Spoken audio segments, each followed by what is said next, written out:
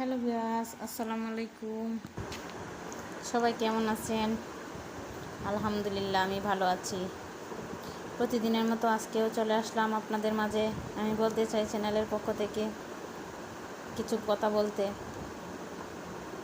চ্যানেলের পক্ষ থেকে সবাইকে স্বাগতম। প্রথমে সবাইকে ধন্যবাদ দিয়ে নিতে চাই যারা যারা আমার চ্যানেলটা সাবস্ক্রাইব করেছেন। সবাইকে অসংখ্য অসংখ্য ধন্যবাদ। যারা এখনও সাবস্ক্রাইব করেননি প্লিজ চ্যানেলটা সাবস্ক্রাইব করে দিয়েন। তো আসুন প্রসঙ্গ কথায়। আজকের ভিডিওর টাইটেল দেখে তো বুঝতে পারছেন আমি কী নিয়ে আলোচনা করতে চাই।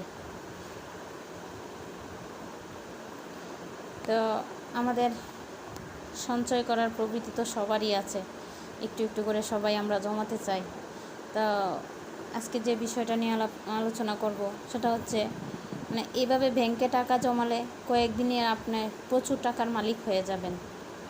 আমরা যদি ঘরোয়াভাবেও কাজটা করি, আমাদের ঘরে একটা ব্যাংক কিনি, ব্যাংকে যদি এভাবে টাকা জমাই দেখবেন আমাদের অনেক টাকার মালিক হয়ে যাব আমরা। আমি সুদের কথা বলছি না, কারণ সুদ হারাম। আমার একটা ব্যাংক কিনলাম, ব্যাংক কিনে প্রথম দিন যদি আমি 1 টাকা রাখি, তারপরের দিন আমি 2 টাকা রাখবো। আমি এইভাবে টাকা জমানোর কথা বলতেছি। তারপরের দিন 2 টাকা ডাবল কত? 4 টাকা। তারপরের দিন 4 টাকা ডাবল কত? 8 টাকা। আমরা যদি এভাবে রাখতে পারি তাহলে দেখবেন 1 বছর পরে আমাদের কত টাকা হয়। হিসাব করে আপনারা বের করেন, কমেন্টে বলে যাবেন যে যে হিসাব করে বের করতে পারছেন। আপনাদের কাছে একটা অনুরোধ রইল, যারা যারা এই হিসাবটা বের করতে পারছেন যে বছরে এভাবে রাখলে বছরে আমাদের কত টাকা হবে একটা ব্যাংকে, সবাই একটু কমেন্ট করে দিয়েন প্লিজ। এটাকে বলে চক্রবৃদ্ধির হার। চক্রবৃদ্ধির হার সুদের হিসাবে করলে সেটা হয় আর কি। কিন্তু আমি এভাবে আমার ব্যাংকে যদি টাকা রাখি তাহলে এটা তো আর আমার সুদ হবে না, আমি নিজে জমাচ্ছি। আমি সেটার কথাই বলতেছি। এভাবে টাকা রাখলে আমাদের অনেক টাকা হয়ে যায় বছর শেষে।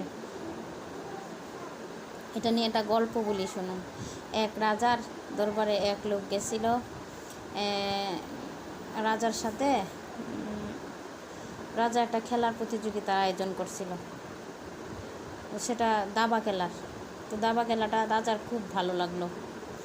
তো ভালো লাগলে ওই লোকের প্রতি খুশি হয়ে রাজা লোককে বলল, তুমি কি চাও, তোমায় বলো, তোমাকে আমি পুরস্কৃত করতে চাই। তখন লোকটা বলল, আমার টাকা পয়সার দরকার নাই, তো আপনি আমাকে চাল দিবেন। চাল, আমরা যে চাল ভাত খাই সেটা। বলতেছে এইভাবে দিবে, আমি যেভাবে বলবো ঠিক সেইভাবে। এই যে দাবার প্রথম গড়টা আছে, এই প্রথম গড়ে 1 দানা দিবেন, দ্বিতীয় গড়ে দিবেন এই 1 দানা ডাবল 2 দানা, ঠিক এইভাবে। প্রথমে তো মনে করছে এটা কোনো বিষয় হলো, তো দাবার তো অনেকগুলা গড়। তখন শেষ পর্যন্ত দিতে দিতে ডাবল করতে করতে অনেক দানা হয়ে গেছে। তখন তো রাজা নিজেই অস্বস্তির মধ্যে পড়ে গেছে। এত মারাত্মক, টাকা পয়সা চাইনি, এটা তো অনেক চাওয়া হয়ে গেছে। এটাকেই বলে তখন থেকে ওইটাই মাথায় সমাজে প্রচলিত হলো চক্রবৃদ্ধির হারটা। এটা মানুষের মাথায় ঢুকলো। তো এই চক্রবৃদ্ধির হারটা অনেক। তো আমরা যদি আমাদের ব্যাংকে এইভাবে টাকা জমাই তাহলে দেখবেন আমাদের অনেক টাকা হয়ে গেছে। আমার কথাগুলো, আজকের কথাগুলো আপনাদের কাছে কেমন লাগলো কমেন্ট করে জানাবেন। ভালো লাগলে একটা লাইক কমেন্ট করে যাবেন, চ্যানেলটা সাবস্ক্রাইব করবেন প্লিজ।